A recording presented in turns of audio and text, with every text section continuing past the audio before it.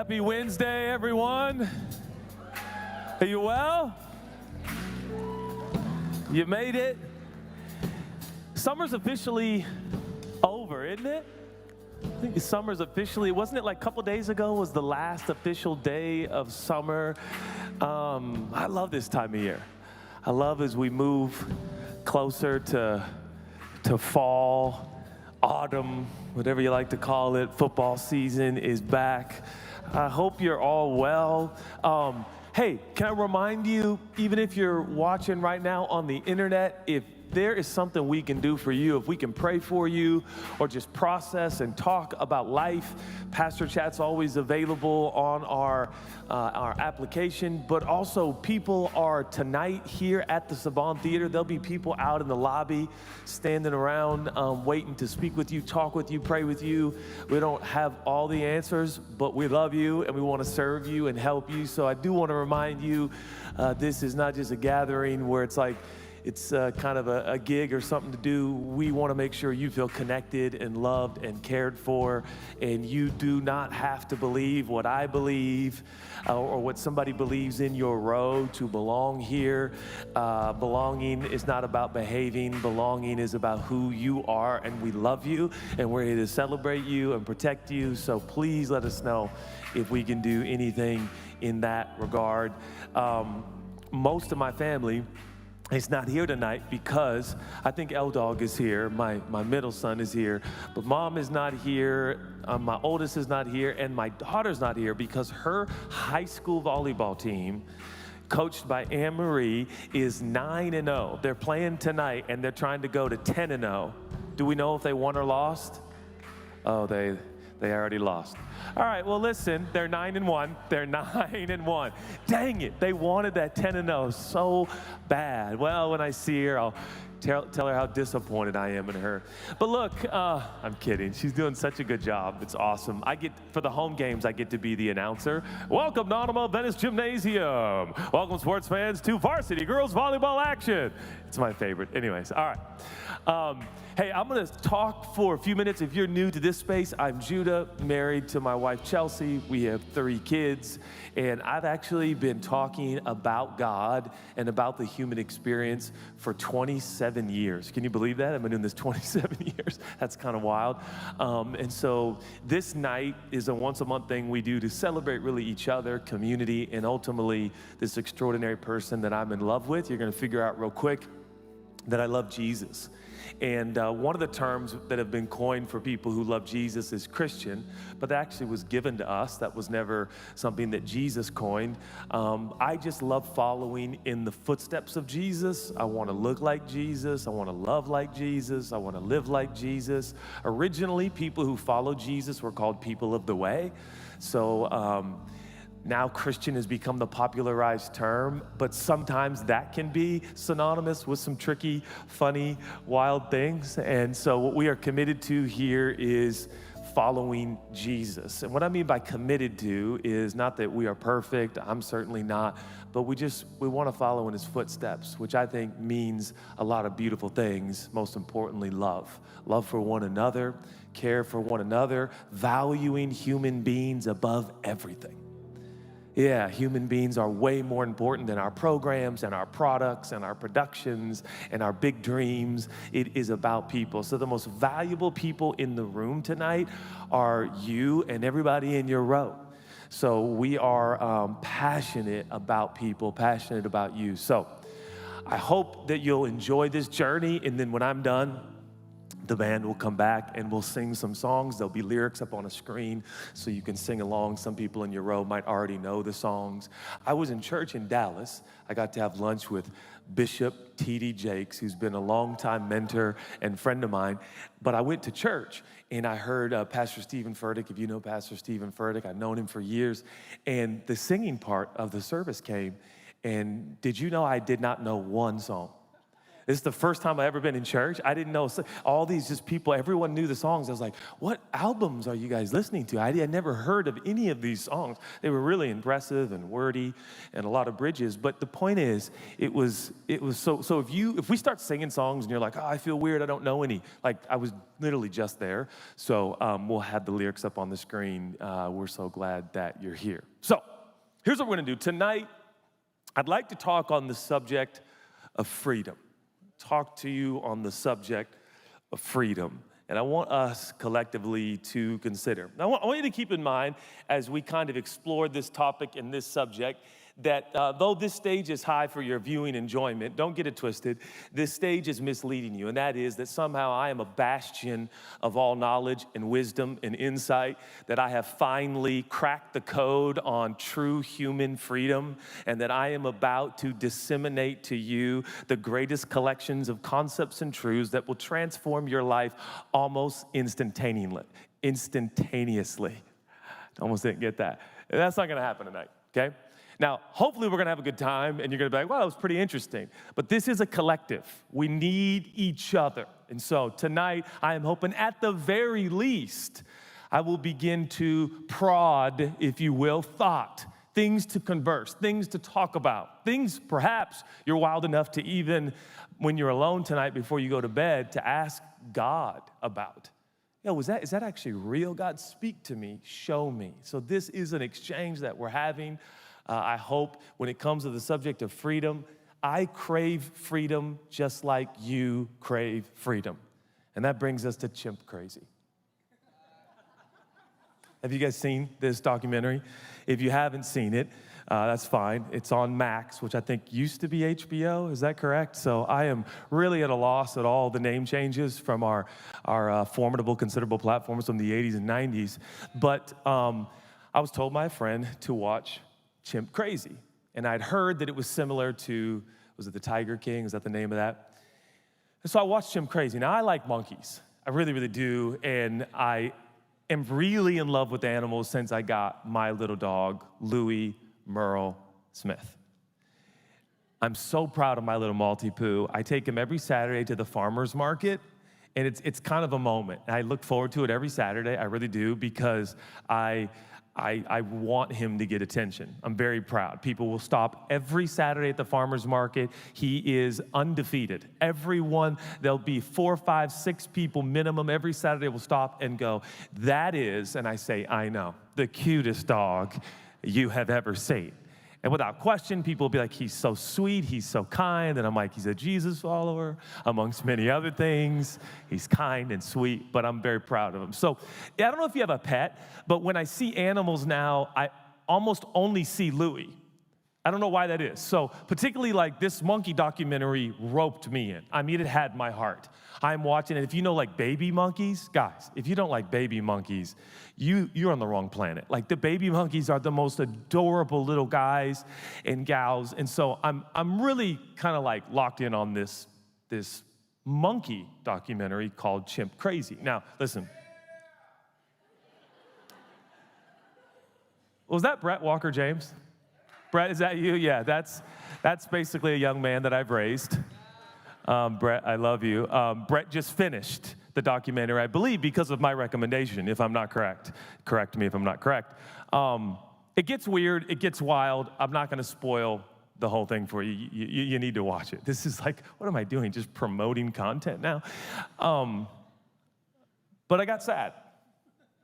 I'm dead serious. I got like tears in my eyes sad, which I wasn't prepared for. I wasn't, I go into some content like I want to be emotional. Are you like that? Like, I want to cry. I'll feel like more engaged or connected if I cry. I promise you, when I turn on Chimp Crazy, I had no intention whatsoever of getting emotionally connected to these monkeys in any way, shape, or form.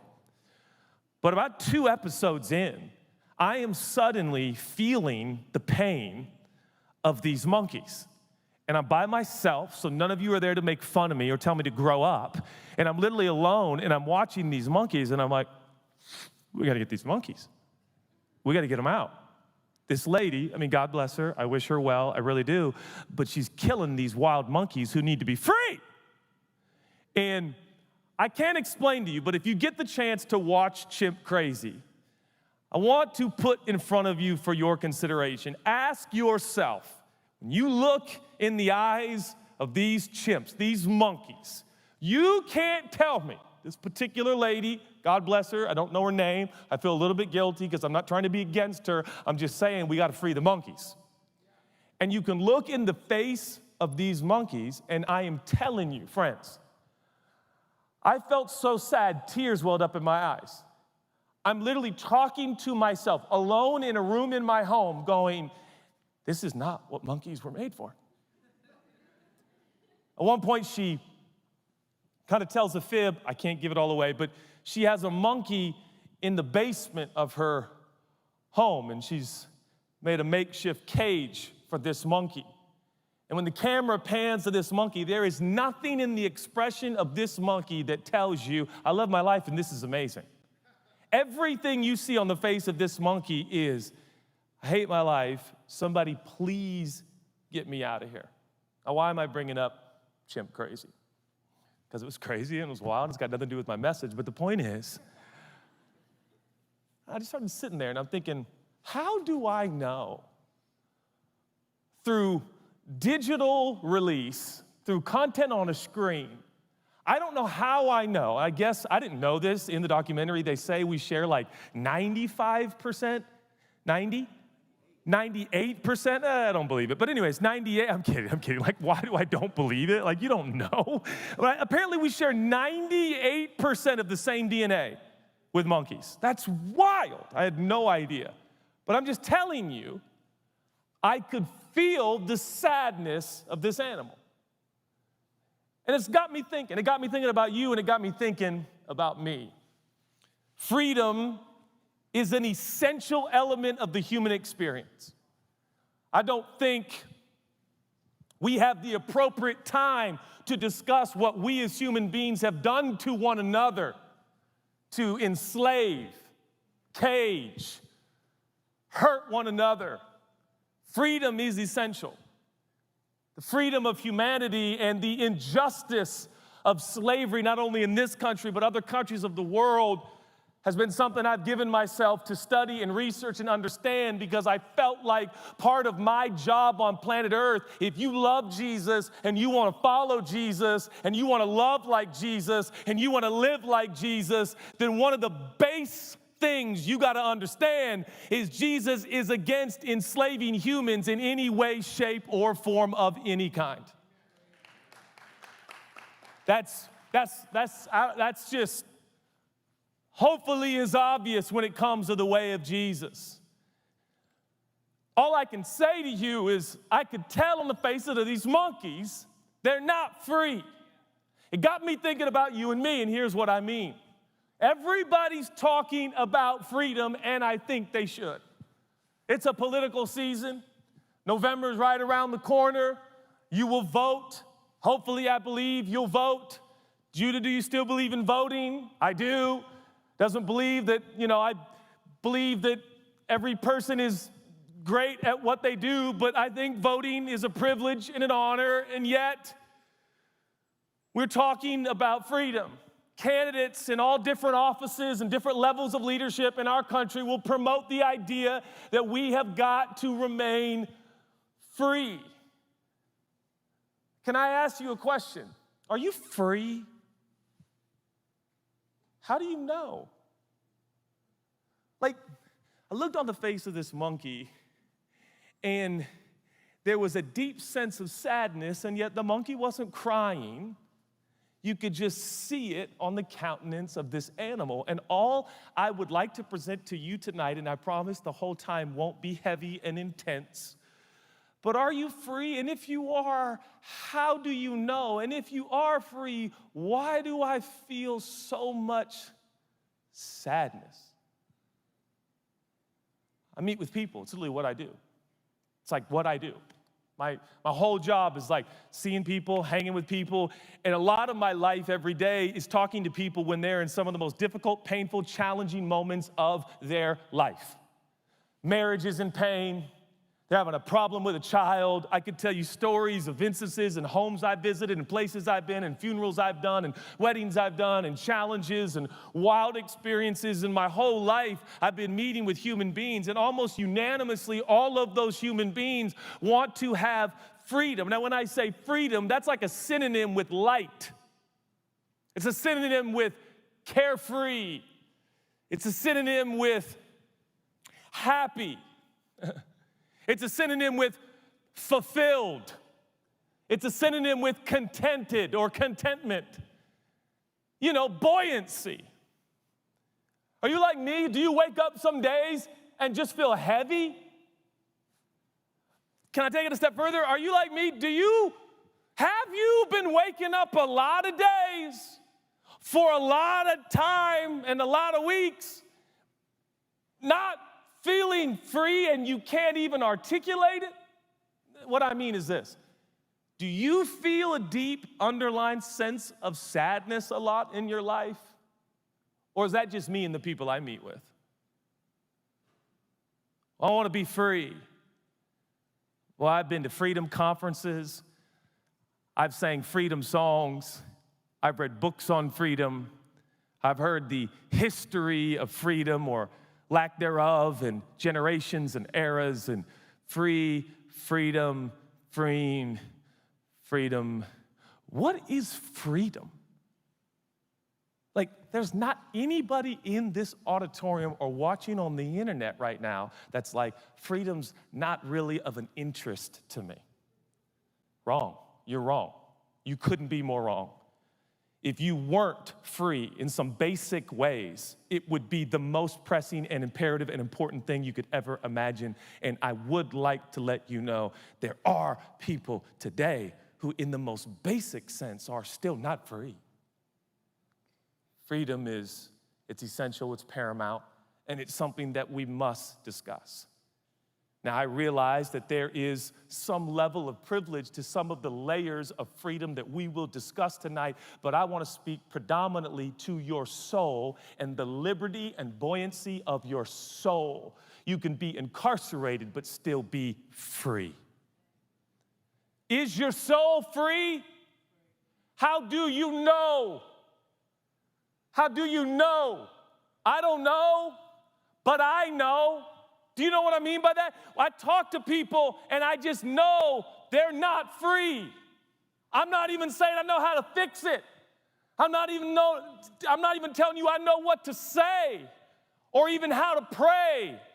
But in the same way I could see on a monkey documentary, that monkey is not free. That monkey is sad. I can see it in you and I can see it in me. We speak of being free, but are we? How do you know you're free? So this has been the question I've been asking of myself. You ever done this? You ever had a breakdown or a breaking up in a relationship? You know, somebody you were really close to, and then that relationship breaks out and you're not as close as you used to be. And what ends up happening is the dynamic that you ask yourself, this has happened to me in my adult life, is you start to ask yourself, was it me? Was it them? Who's wrong? Who's right? Sometimes people just move on, by the way. By the way, you just set yourself free and just let you know sometimes relationships just break down for no particular reason, but life is difficult, life is painful, life is hard. You can just keep it moving, get you some frozen yogurt, and enjoy Netflix. Yeah. If you're like me, you can do too much analyzing. You can do too much self-inspection. And sometimes you just need to get some good Greek yogurt. They get some good Greek yogurt at my Saturday farmer's market. I don't want to get into it. And you need to move on. But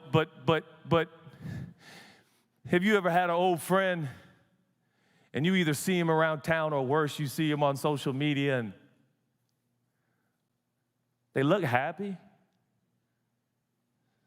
And you're like, I should be happy for them. But I wish they weren't so happy. And did it ever lead you to this thought? Is it me? Like, you ever broke off a romantic relationship and you see them around town and they are so happy and you're like, I'm still mad at you. Who's free? Who's not? Who's wrong? Who's right? What if you could wake up tomorrow morning and feel lighter, feel more loved, feel more expectation of good, feel more hope, feel more light, feel more anticipation of what the day will bring? Therapists, in an effort to get you to ascertain or understand or absorb that, will take you back to your childhood, because oftentimes it's before you had a lot of baggage. And they take you back to, summer in middle school. Remember, like 6th, 7th grade, and it was the last day of school, and your teacher would be like, "Enjoy summer!" And it's like suddenly in front of you was an endless supply of beauty and sunshine and water balloons and water slides and slushies and ice cones. Ice cones? What are they called? Snow cones? Ice cones? Where are you from, man? Ice cones. And y'all know what I'm talking about? Like, I grew up in Portland, Oregon. That's why I'm so cool. And in Portland, man, summertime hit a lot like Seattle. And when summer hits, you only got like 4 weeks of sun, so you make the most. From sun up, sundown, you're outside, and you're doing it. Remember those carefree minutes and moments in your life where you weren't so burdened by all your important adult responsibility? No wonder us adults are so consumed with nostalgia, so excited. Like, you want to sell a product, just sell it to a people group who are about 25 years removed from when that product was at its peak, and they'll buy it just for the feeling. You could sell me a snow cone right now, because I got half cherry, half lime after every Little League game I played in. First base, pitcher, all-star. I can't get into the details. Why aren't we lighter? Why don't we feel more loved? Why don't we feel more love? I want to be free. The truth is, you probably came here tonight in hopes to somehow garner something that senses and feels and looks like freedom. Freedom. There are people here, guilt has you in ways you can't get out of. Shame, the cousin of guilt, has a hold on your emotions, has a hold on your vision, has a hold on your dreams, has a hold on your sleep patterns. People here, you feel like you let people down, and you've spent years trying to make up for what you didn't do and how you didn't deliver. There are people here, what has a hold of your life and what's driving a lot of your intentionality and obsession with success is that people close to you told you you'll never be successful, and so you plan to prove them wrong. Are you free? Or are you still trying to prove to your dad, who left your mom when you were 12, that you're nothing like him? What is freedom? While we're on the topic. So here's what I'd like to do tonight. I'd like to give you 4 things freedom is tonight. Now, I don't suspect that all 4 are going to ring the bell for you. Judah, ring the bell. What does that even mean? I'm not sure all 4 definitions of freedom will be like a light bulb moment for you, but I suspect 1 or 2 might. And that might be enough a reason for us to be here tonight. Now, before we go back into a passage I've preached from before and we've talked about before, because freedom has been a reoccurring theme in my head, in my heart, I want to give you a little backstory. Galatians is a fascinating book. Now, some of you, Dr. Martin Luther King Jr. was named after a reformer named Martin Luther. Once again, I love Dr. King, and his story is so amazing to me that his mom had enough foresight and understanding, and I believe guidance from God, to name Dr. King, Dr. Martin Luther King Jr. It's a wild. Martin Luther was a reformer many, many years ago in the church, 100,000 plus years ago. And the Reformation that happened in this ancient church was something that I think you need to know about, because it is the text in which we are going to look at for just a few moments.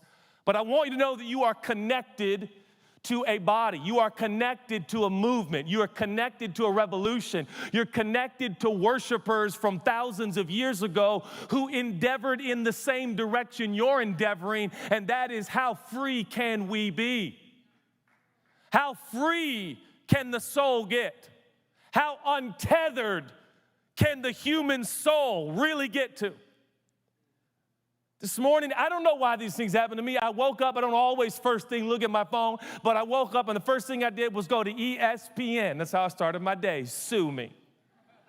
And the first article I saw today is a strength and conditioning coach who was at Alabama and Georgia, and he tragically got hooked to Oxycontin because of these massive headaches, and I don't know why. Literally within minutes of waking up, I'm deep in a story of a man's addiction to Oxycontin, and he's relapsing and he's getting addicted, and I'm reading this story, and I knew freedom was on my mind and my heart to speak tonight. And I'm thinking, wow, what a day to start off with this story. And I'm thinking, Oxycontin and being secretly addicted to opioids, people, all of us in this room go, ugh.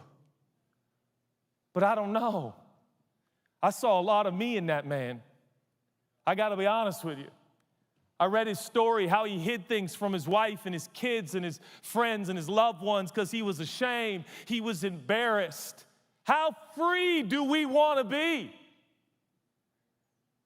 We all got something holding us back to some extent. And tonight I am so excited to take you to a portion of Scripture that the old reformer Martin Luther called my little epistle. What that meant is, this is the letter that God has given me. Martin Luther would use this very book, which was written to ancient Jesus worshipers and followers who were endeavoring to follow the new way or the better way or the New Testament. And what that meant is they were Jewish individuals who were saying, hey, we actually are going to say Jesus fulfilled the 630 plus laws in the Torah. Jesus is the promised Messiah. He's the one prophesied for thousands of years ago by hundreds of prophets. We believe that he is the fullness of God in skin and bone, that he actually lived, he actually walked the earth. He was born in a barn in Bethlehem. He revealed his divinity at 12 years old at the synagogue and the temple, confounding the most incredibly deep, profound sages of his era. When he was 30 years old at a party, he made more alcohol for the party. I know Christians never tell you about that one. You're here like, when were the Christians going to tell me this first miracle was alcohol? People don't like that one, but that's what it is. He demonstrated his power at a party, made alcohol. Apparently the alcohol he made was so good, people were like, this is the best alcohol we've ever tasted. Why did you wait until now to give us the good stuff? So evidently Jesus makes good stuff. Should be noted. For 3 years, he shows his public ministry, healing, doing good. Not one person who asked Jesus to be healed did he turn away and say no. He said yes to every single person who asked him for healing and deliverance and intervention and grace and mercy and love. He loved people that the church had rejected. He loved people that were considered non-humans and non-people. He was very specifically and intentionally in love with women who were so deeply marginalized in antiquity. He made much of the children. In fact, he told the adults that if you don't become like a child and have childlike wonder, like when kids with big eyes see Disneyland and Mickey and Minnie for the very first time, he says, unless you get big-eyed and wondering about me, you'll never understand what I'm doing. He took the marginalized people groups of antiquity, the people that people said they are mixed race, they're of a lesser race. Jesus went after those people to let everyone know that all of the human beings are his children. He prophesied many months, some argue years before. He said, I have come not only to live and do miracles, but I have come to die, and then I will rise again. This morning I was watching a debate between some theologian who believes in the way of Jesus and some theologian who believes in the way of Islam, and they were discussing everything, and I was following, and this one prophet from Islam said, but we don't believe in the resurrection. And I thought to myself, I was in my bathtub, bubble bath, I thought to myself, with all due respect, sir, everything I believe hangs on one act, hangs on one moment. It's not just the cross. Thousands and thousands and thousands and thousands of people died by Roman crucifixion. But there is only one who died of Roman crucifixion, who on the third day, his grave was empty and he appeared, historically factual. There is still proof today that he appeared to over 1,500 different people, and then levitated into the clouds and basically said, I told you guys so. I believe in him. I believe in the way he lives and moves. I believe he is God, and I want to follow him. Much has been made of him, and a lot of money has been made around him, and because of him, and about him. And because economy and scale gets in the way, oftentimes tradition, pomp, and circumstance start to cloud the understanding of his beauty and his majesty. And so there was a reformer some 1,000 years ago. For some reason, I'm forgetting the date. I'm sure many of you know the Great Reformation. Martin Luther, inspired by God, by reading this book we are looking at tonight, the book of Galatians, it dawned on him, it is not by might, strength, knowledge, wisdom, tradition, pomp, circumstance that anyone has a relationship with God. It is only through the finished work of Jesus that anybody can have a relationship with God. Therefore, everyone is welcome and everybody is on the same playing field. He nailed his thesis to the great institution of the church at that time. It was justification by faith, not works. You can't earn it. You can't deserve it. It's just by faith. By the time we get to what we will read tonight, which is chapter 5, if I could say so myself, the author of the book of Galatians is at an incredible climactic point in his communication.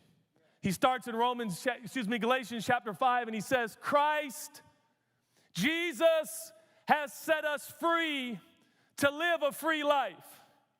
He didn't set you free to go back to bondage. So take your stand. Which is to say, stay right here. Live in the freedom. Never again let anyone put a harness of slavery on you. I'm emphatic about this. I'm emphatic about this. The moment any of you submits to circumcision or any other rule-keeping system. Now, you see circumcision, and I don't know how many details you want, whether or not I'm circumcised, that's not the point, okay? This is like, oh, dear God. But this is not about these terms because we don't struggle with circumcision like that today. Many of us don't. We wouldn't in our culture. But in that day, I know this is going to sound funny for some of you, but unless you circumcised the males, nobody could be considered in relationship with God, the whole family. Now you're like, what in the world, right? It got what? But this was the current tradition. The current tradition. You can't be close to God unless the males in your family are circumcised. It was a rule-keeping system. At that same moment, Christ, Jesus, his hard-won gift of freedom, it's squandered. I repeat my warning. Did you see how emphatic that was? We have 3 emphatic emphasis here just in these 3 verses. I repeat my warning. Apparently, us humans are prone not to freedom. The person who accepts the way of circumcision trades all the advantages of the free life in Jesus for the obligations of the slave life of the law. Which is to say, today, we don't struggle with circumcision, but we struggle with other things. Don't let anybody tell you can't have a relationship with God unless you vote a certain way, unless you go to certain kinds of movies. And I want to start by saying this. This church is not a no contest, and it won't ever be. What do I mean by that? Much of our Western culture has become who can say no the most and the longest will win. Here's what I mean.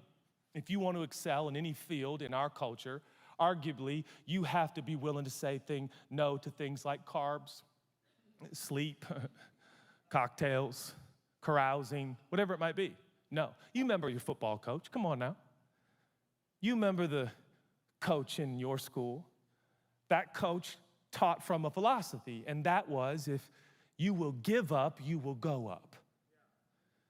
If you will give yourself wholeheartedly to your craft, you will excel. And over time, that has become a deep and profound tradition in houses of worship in this country and around the world. And I'm here to tell you there's no power there. What do you mean? Oh, you can produce results. I didn't mean you can't produce results. I think, if you eat healthy and you work out, your spouse or your loved ones or your friends will probably be like, oh, you look great. The scripture actually said there is some truth, of course, to a physical subjecting your body. And I recommend it. Sometimes I don't have my clothes on. I tell Charles, do you know what you got? You know what I mean? Stuff like that. Like I recommend taking care of yourself, but this life is not a no contest, contrary to what you think. Well, if I can say no to what everybody else says yes to, I'll stand out, get promoted, and I'll make the money. Do you know that Jesus invites us to a better way than the no contest? A better way than who has the strongest human will. But preachers like me, and we mean well, and I've done it, and I still do it, it leaks.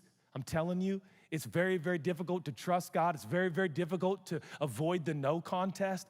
I don't know if you're like me, but I can get so cocky so fast about what I don't do. I mean, the other day I was at my daughter's volleyball game and they offered me some cotton candy. And I went like this, I went, psh. You think I eat cotton candy?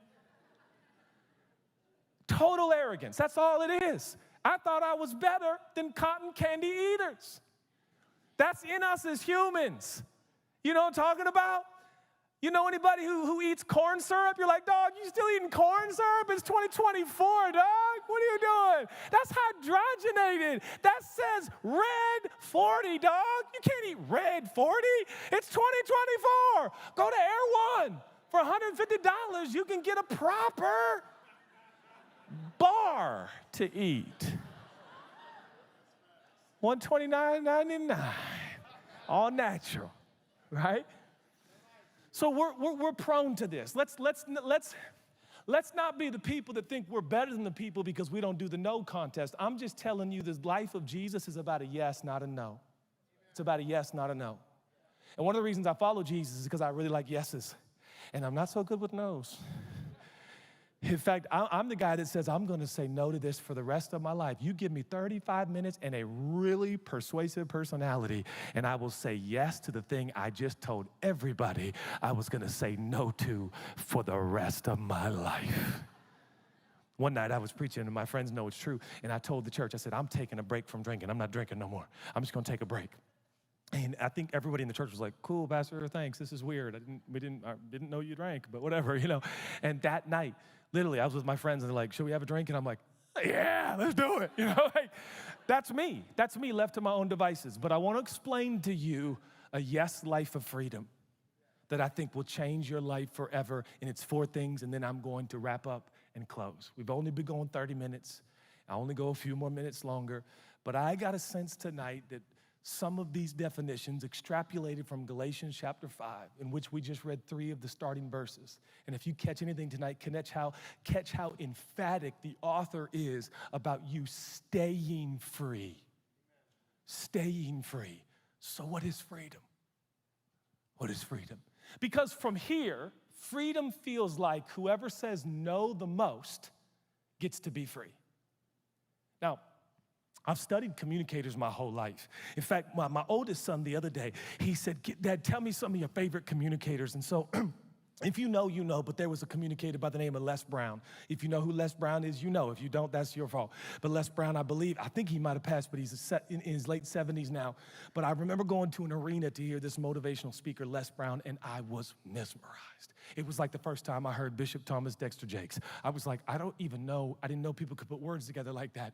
Just keep talking. Whatever you do, keep talking, right? And I had grown up because my dad was a communicator, and we traveled around the country, and I'd listen to my dad tell stories and communicate, and then he'd have me on stage as a young man. And so all I knew was like, if you want to make a living, you better learn to talk, and talk good, and talk fast, and tell good stories and make people laugh. And so as a young boy, I got enamored with it. And that's when I started listening to Dr. King, everything I could get my hands on his recordings, because I truly believe that this probably the greatest poet that ever lived was Dr. Martin Luther King Jr., to be honest.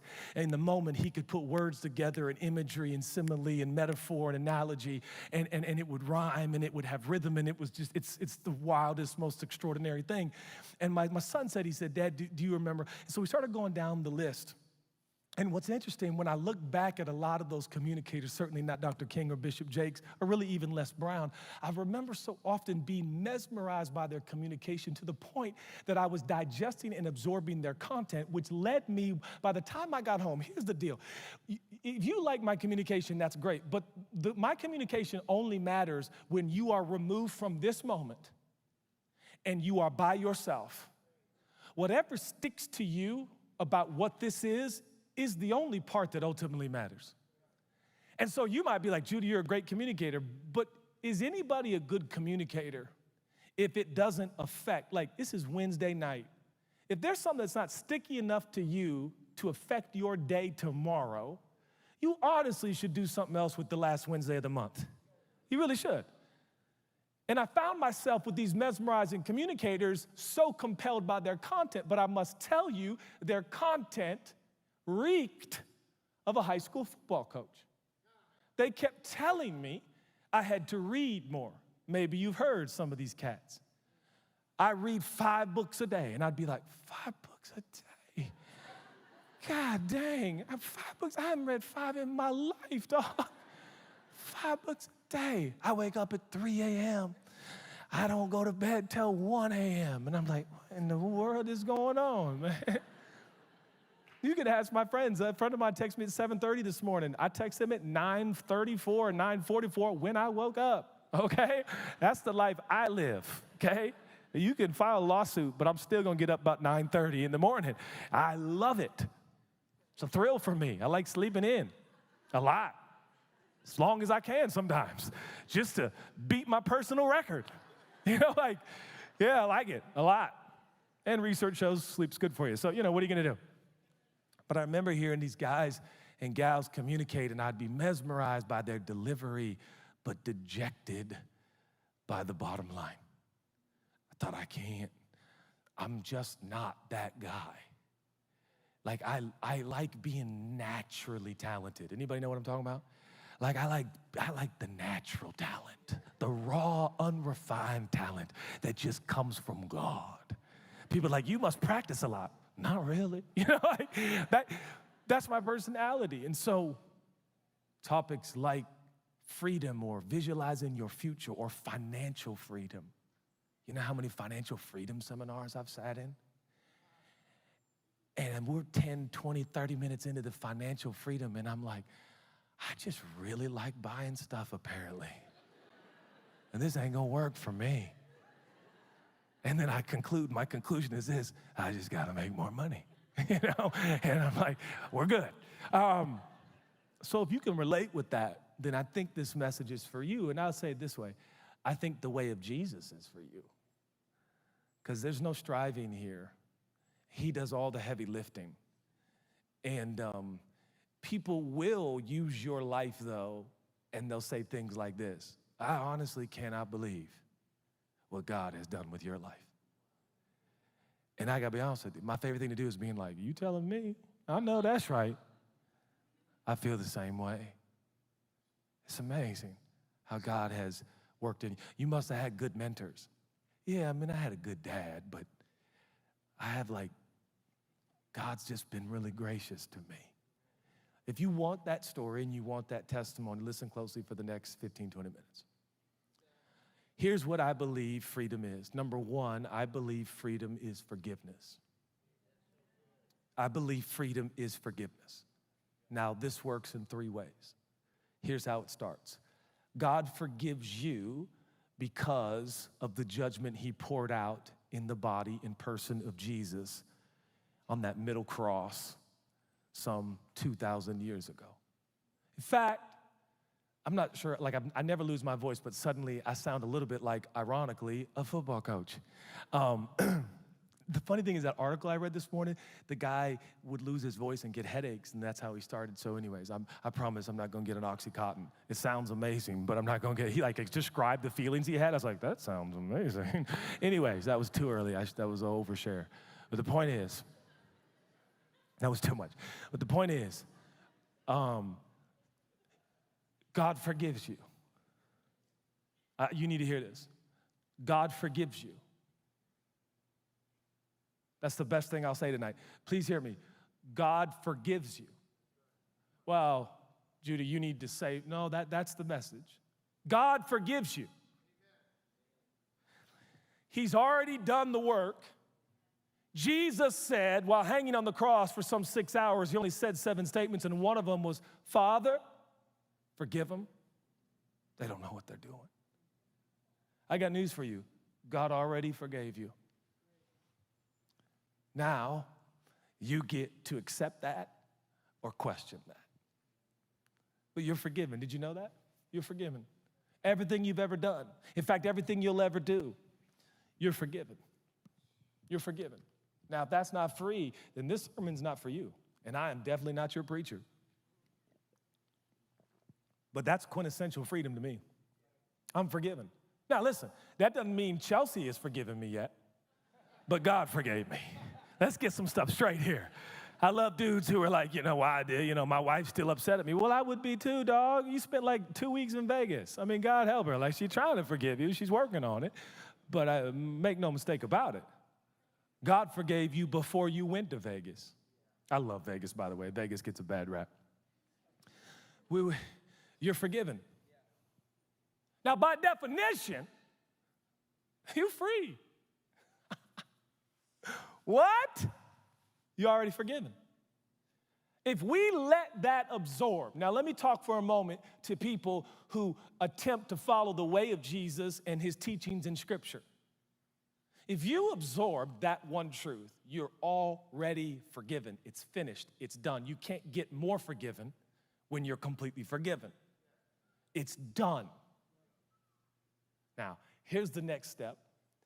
And it's only his forgiveness that will fuel this, because this is freedom.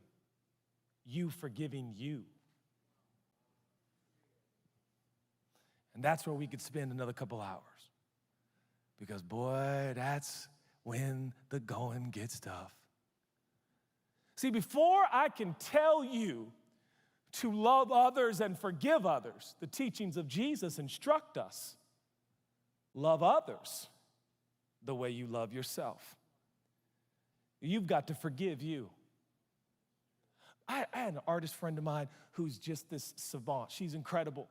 And she said this. She said, just the other day, she goes, I went into the bathroom of the airplane, and I looked at myself in the mirror and said, I love you, and I'm proud of you. And I said, where have I been?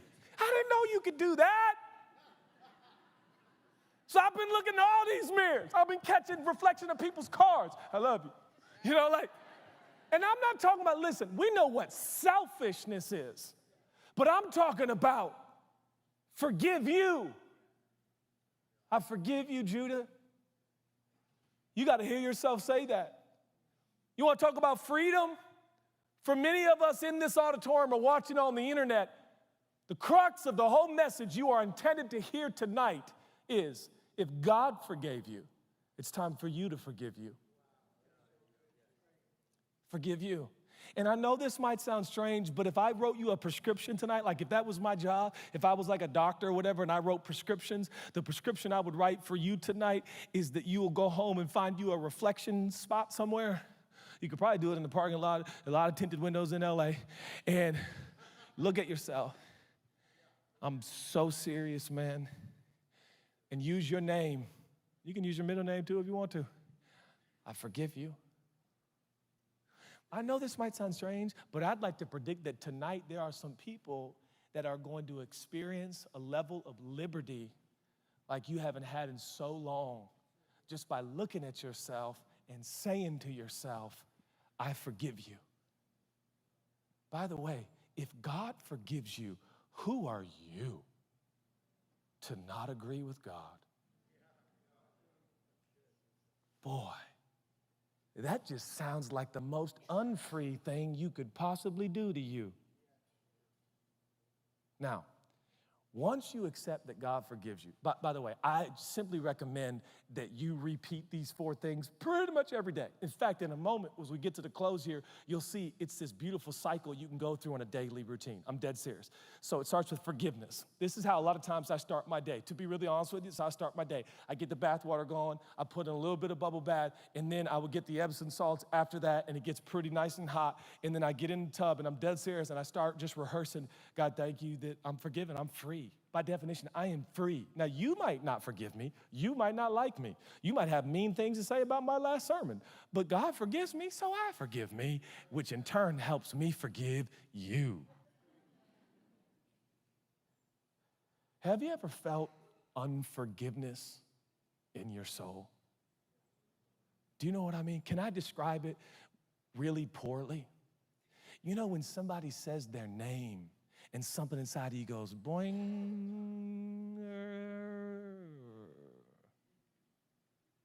And you can see somebody using their, like, hey, man, you hear doing that so-and-so? And something inside of you goes,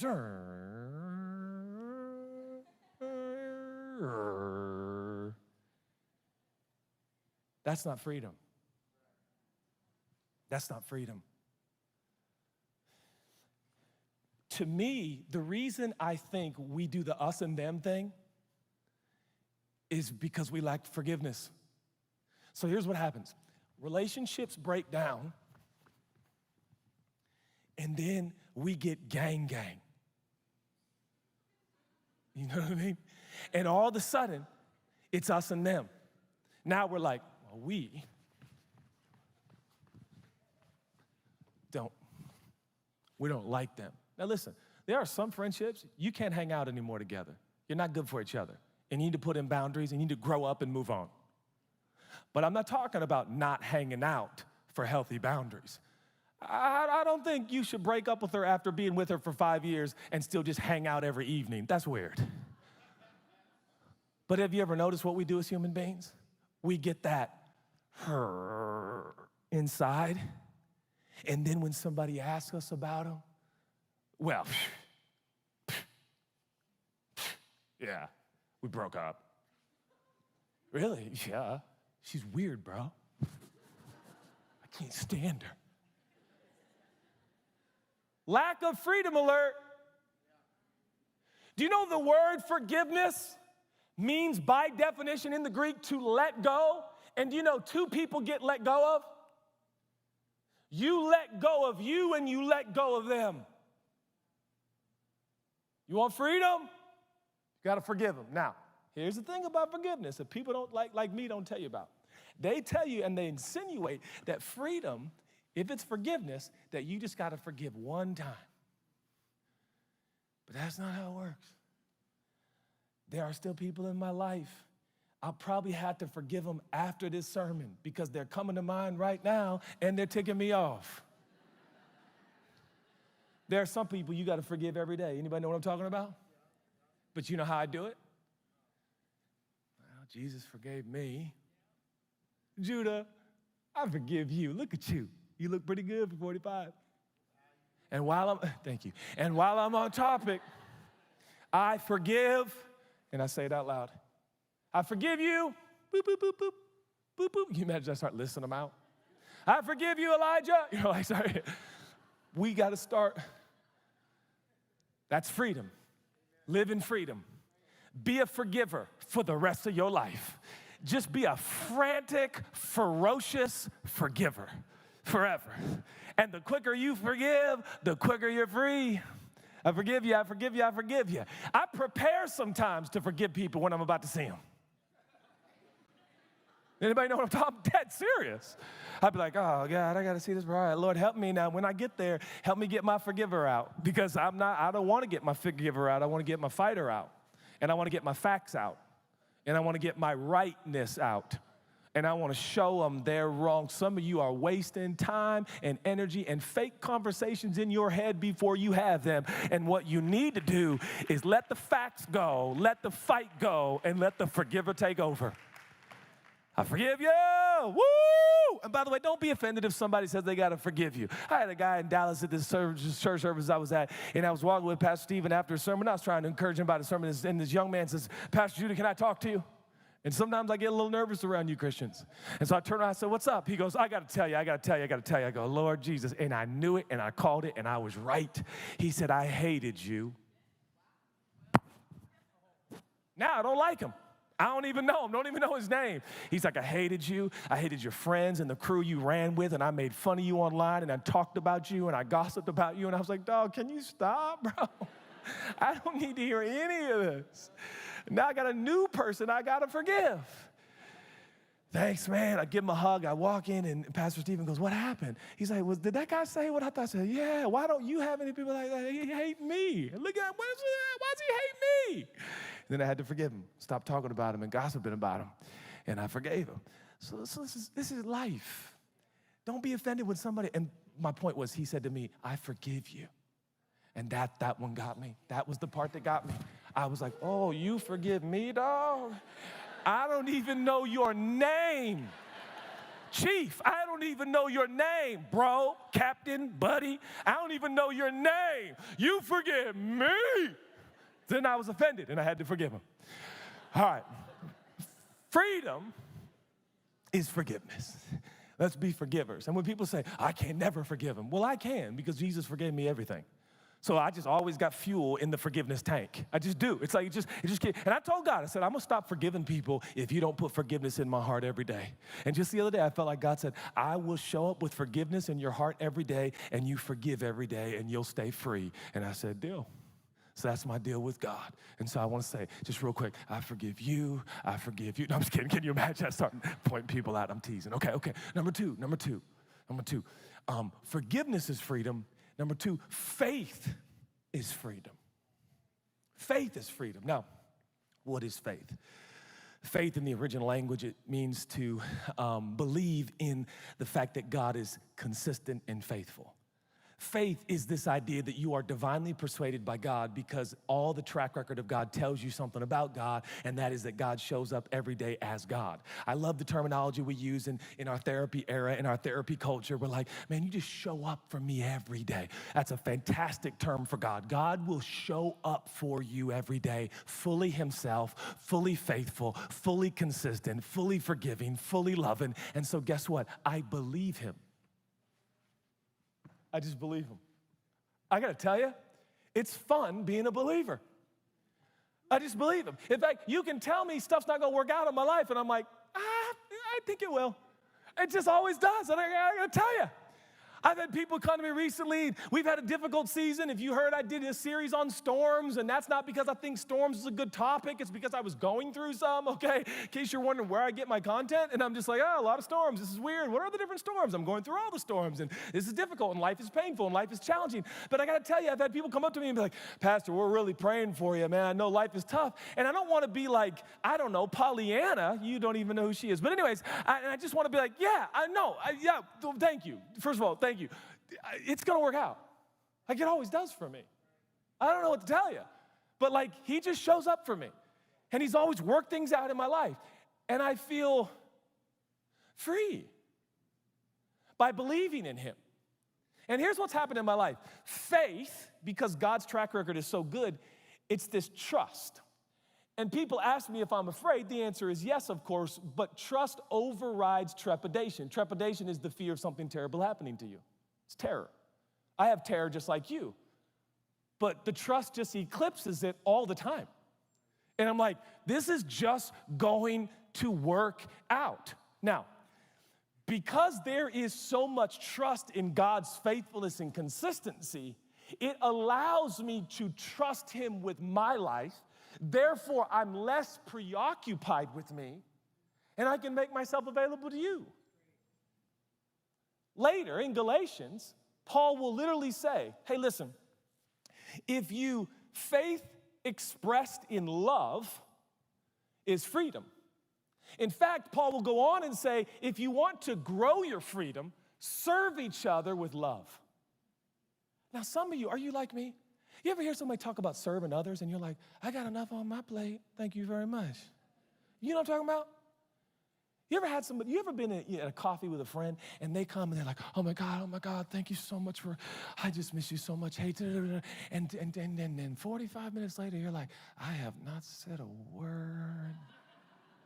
This person just keeps talking and talking and talking. I don't think I can be friends with this person anymore. They only think about themselves. I'm going through stuff too. They haven't even asked. Life is so hard. Oh my God. Please pray for me. I don't think my dad's gonna hire me at his really successful company, and it's so hard. And you're like, really? That sounds terrible. Oh my God. Yeah, and he just recently said I can't drive the Porsche anymore. And you're like, oh, that's so crazy. You know, and you're like, right? And they think you're listening, but you're only thinking about you. Freedom doesn't grow that way. It doesn't grow that way. You won't feel more free that way. You won't feel more free when you go home to talk to your friend or your roommate or your loved one or your girlfriend or your boyfriend, and they say, how did it go? And you go, to be honest, I'm so sick of her. To be honest, she is so selfish. It is so annoying. What do you mean? For 45 minutes, all we did was talk about her. I barely got through my cappuccino. It was great, by the way. I really like that oatmeal they got. It's really good down there. Anyways, it was terrible. Do you know that's not going to help you? Do you know what Jesus would do? He would ask follow-up questions to the person who's completely preoccupied with themselves. I know, it's maddening. He'd say, wow, no Porsche, that has to be hard. What car are you going to drive?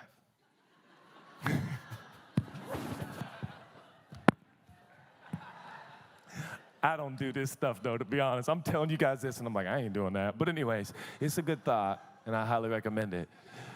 But for freedom to grow, we're supposed to, engage these people.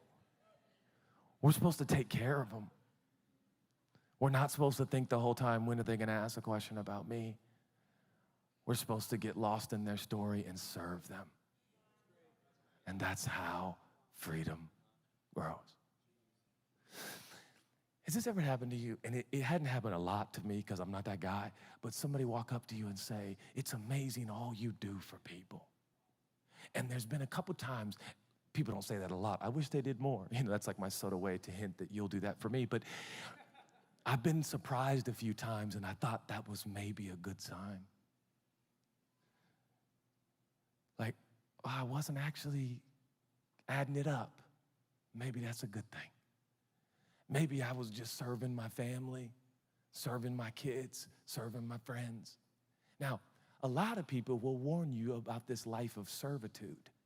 They'll tell you self-love means you got to take care of you. Brothers and sisters, of course you have to take care of you, but see, I am divinely persuaded that he takes such good care of me. And I gotta tell you, the more I serve others, the more connected I feel to others, and the more they're prone to connect with me and care for me. You ever had one of those offenses with somebody? And this happened to me the other day. I was talking to somebody, and they're like, and they never called me. They never called me. And I did one of these. This is not profound, but bear with me. I said, did you call them? Whoa. That's not freedom. I'm not saying you have to call them. Some people are like, don't ever call them. Just move on and enjoy some yogurt, okay? And love life. And I don't know, watch a monkey documentary. But faith, when you trust that God has you and you're in the palm of his hand and he's taking care of you, you can be attentive to others and your freedom grows. Another thing that faith produces is it produces worship. And what I mean by that is when this trust takes over trepidation, you start to be in awe of God and his art. Suddenly, I don't know why, you just have bandwidth to enjoy his creation. And now, anybody ever been raised by someone this, coached by someone this, or a roommate with somebody who is so busy, they don't got time for the birds, they don't got time for the flowers, they don't got time for art, they are busy sending emails, getting projects done, and making money. Now listen, if you want that to be your story, listen, let me know how it goes. I'm just telling you, that don't feel like Jesus to me. Ask me if you think this is how Jesus walked with his 12, with his little youth group. Let's go. Pick it up. Hold this. Hold this. Right here. What time is it, Peter? All right, let's roll. Let's go. Get in the wagon. I didn't know what else to say. There's no cars, you know. Or, come on, guys. Does this look more like Jesus?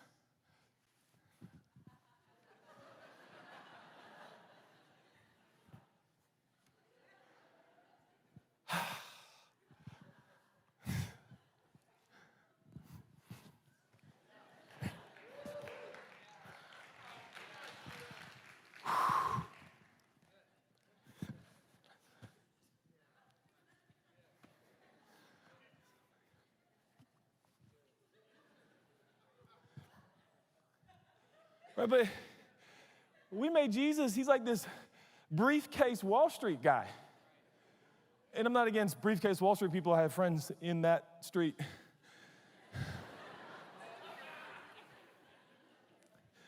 But at some point, I'm 45 enough to be like, yeah, I want to be like the second guy we just showed. I don't know. If you're too important for people, oh man, that's just too important to me. Like, wait, you're busy making productions and producing money. You hurt people doing that? I don't get it.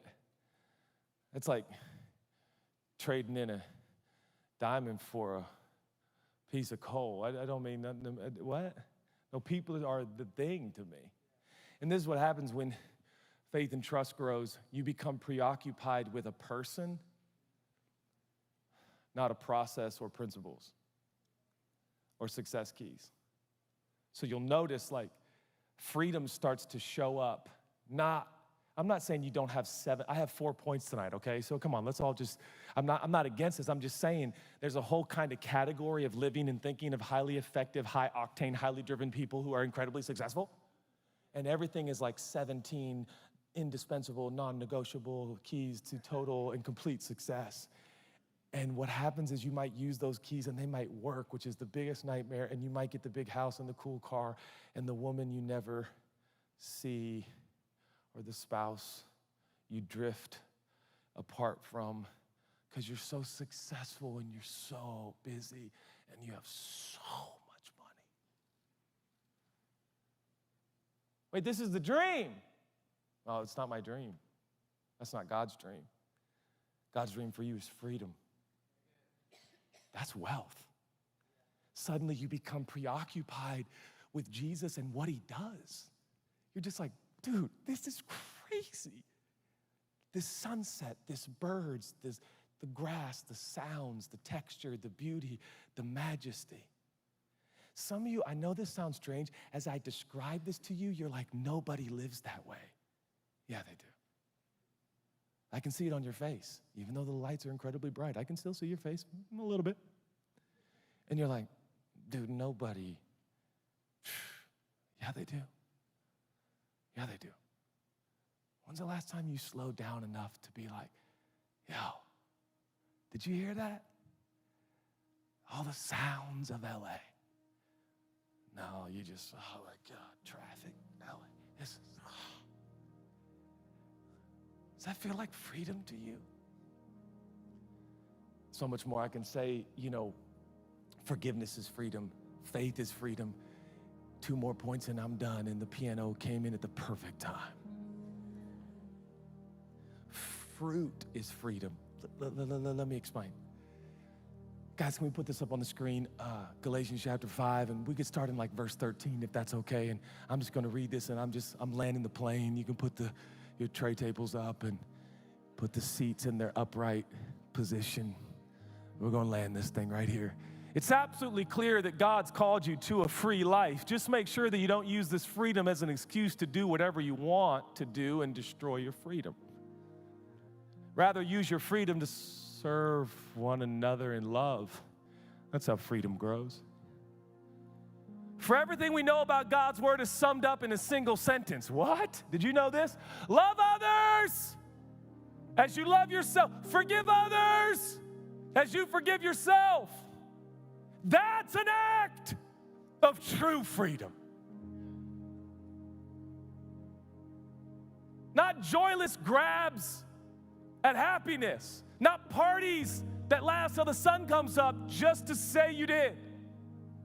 Yeah, that's an act of true freedom. We go on. I'm coming to a close. If you bite and ravage each other, watch out. In no time at all, you'll be annihilating each other, and where will your precious freedom be then?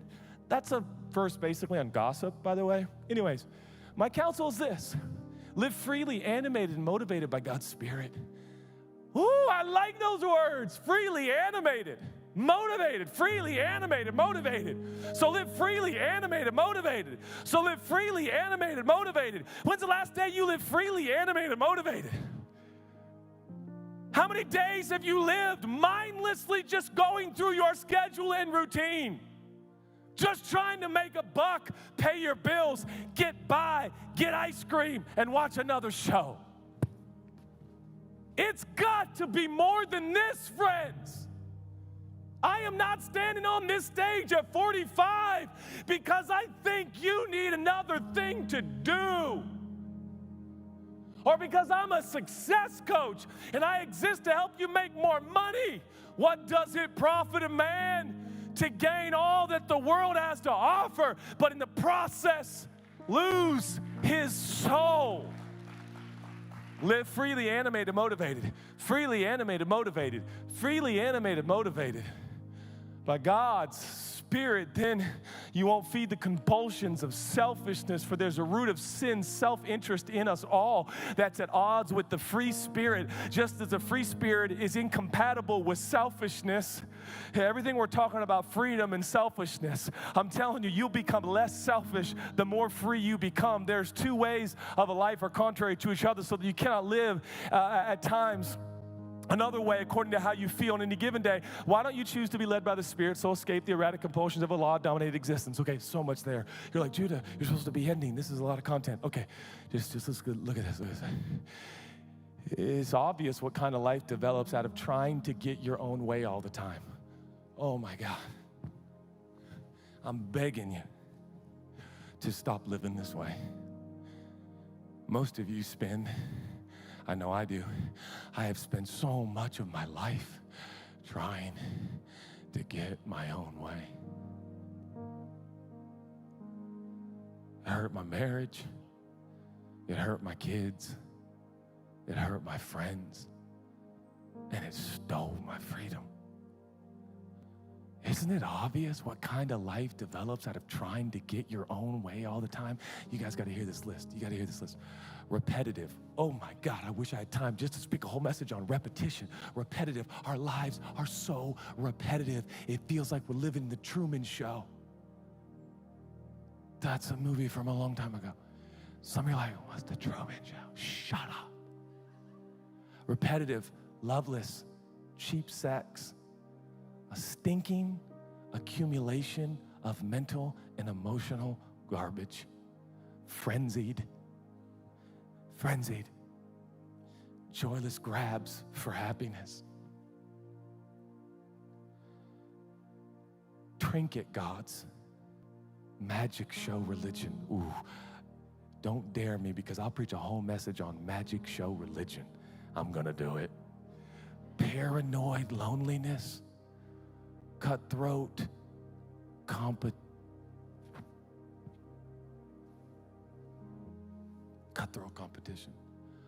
all-consuming yet never satisfied wants, a brutal temper that shouldn't be in the list. I think brutal tempers are fine, to be honest. I think those are absolutely fine, particularly on the golf course. Let's keep moving. An impotence to love or be loved. Listen to this one. This one really hit me the other day. Divided homes and divided lives. Small-minded and lopsided pursuits. The vicious habit of depersonalizing everyone into a rival. Uncontrolled and uncontrollable addictions.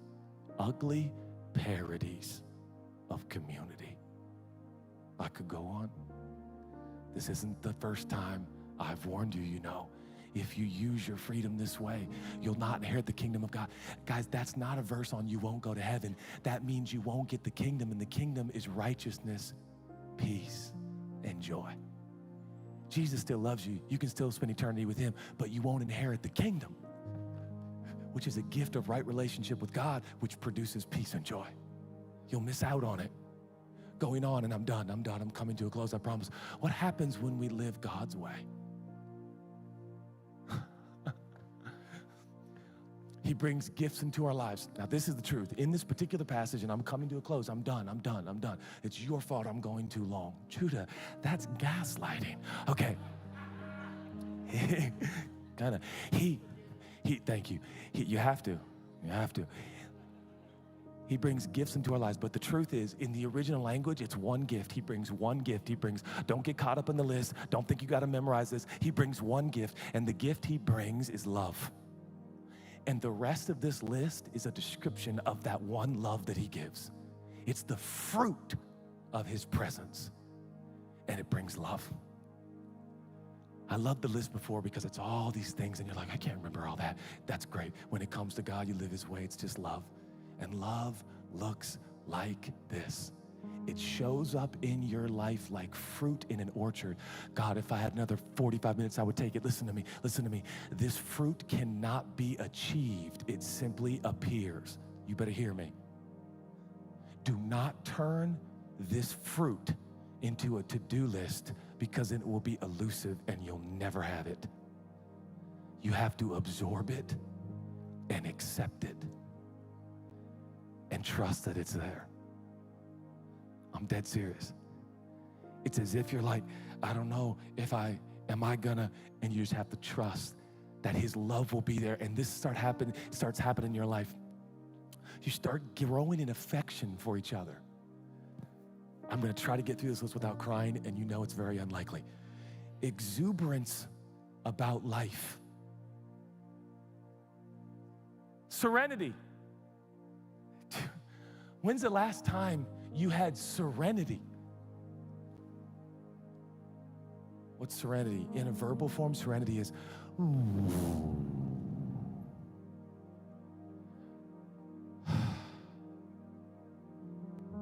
It's showing up. We develop a willingness to stick with things. I gotta tell you, this has happened to me. I don't preach stick with things. You gotta follow through. That doesn't hold any weight to me. I'm just telling you, his love visits me every day, and all of a sudden, I follow through. I don't even like following through. I like starting new things. I hate old things. I want to stop everything we've started and start new ones. That's my personality. I'm like, oh, wait, we've been doing this for 2 weeks. Let's do something new. But I stick with things. I've been doing the same job for 27 years. I want you to be proud of me. 27 years I've been at the same church. Preaching, I really do. I really do. I stick with things now. Why? I'm free. A sense of compassion visits my heart. The weirdest thing happened, I start getting compassion for people who have hurt me. I know, it's weird. It's weird. I start feeling compassion for people that have hurt people that I love. I don't know what's happening to me. It's the fruit of Jesus going on, and I'm coming to a close. A conviction that a basic, a conviction that a basic holiness permeates things in people. I believe people are holy. It's got nothing to do with how much you go to confession or if you don't wear revealing clothes. I believe people are holy. They're sacred. They're priceless. They're precious. That's why I hate racism, because it's the opposite of Jesus. When we make each other less, that's not the fruit of his love. It's people trying to get their own way. No, I believe a basic holiness permeates things and people. We find ourselves involved in commitments, loyal commitments. We stay committed, not needing to force our way in life. Oh, guys, this is not a game for me. I dream about a community of people that grows throughout the earth, where instead of forcing our way in life, we trust God and we're agents of peace and joy and humility and care and empathy and justice. Able to marshal and direct our energies wisely. I'm still working on that one. But a lot of this has happened to me. Legalism is helpless in bringing this about. It only gets in the way. I could go on and on. I've got to stop. I got to stop. There's more to this sermon, but I'll preach it to you next month. I think you get the message. Are you free? You can be. You can be. And you don't need me. You don't got to know what I know. You don't got to do what I do. You don't got to buy any books I wrote. You don't got to listen to my podcast. Is this a subtle way to promote those things? No, that's awkward. You don't. We can never see each other again. But if you go with him, he'll make you free. And he will turn you into someone that you only dreamed you could be. One of the weirdest things that happened to me in my life is when you start to love your enemies. I'm done. I know if Chelsea was here, she'd tell me to be done. I'm done. When are we going to start loving our enemies? Because the book says that we'll fall so deeply in love that we will love those who are our enemies. I'm tired, bro.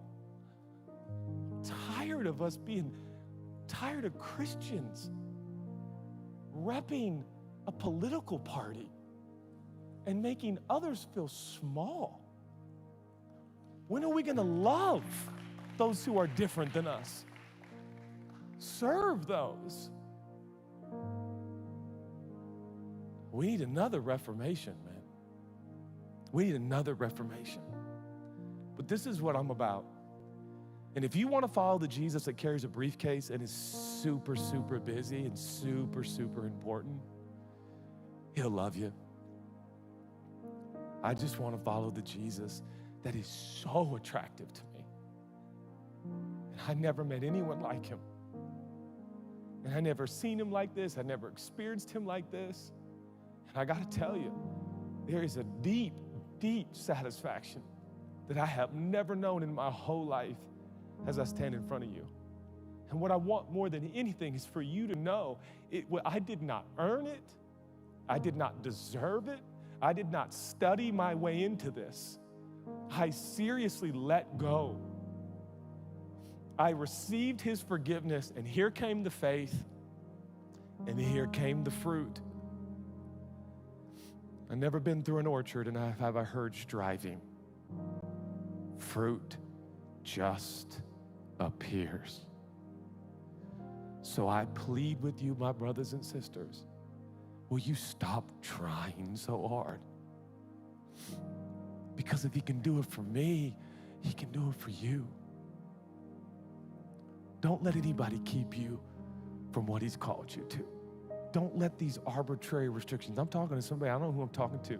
There's some people who told you can't do what you're doing because it's not godly enough and it's not right enough and it's not, I'm supposed to tell you, you can't listen to that. You got to do what God told you to do, and you got to go where you got to go, and he'll go with you, and you'll be in it but you won't have the same value system and the same priorities. You'll be in the middle of the culture, in the middle of the broken world, and instead of wanting stuff for yourself, you'll serve one another in love, and your freedom will grow. And you will be a light to people that you never thought possible. My brothers and sisters, I am exhausted with pomp and circumstance and pageantry and merely good preaching and good singing and good songs and good. I'm talking about, I want this to change my Monday and my Friday and my Saturday. Are you free? You can be. So come on. Let go, yield to Him, trust Him, He'll take over. And I have preached 3 sermons in one, and I'd say I'm sorry, but I'm not at all, because this is the thing that's keeping me alive. Would you close your eyes just for a moment?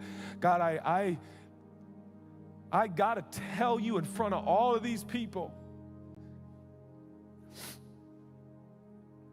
that I have never met anyone like you. I have never known anyone so sweet and so kind and so strong and so powerful and so consistent and so faithful and so true.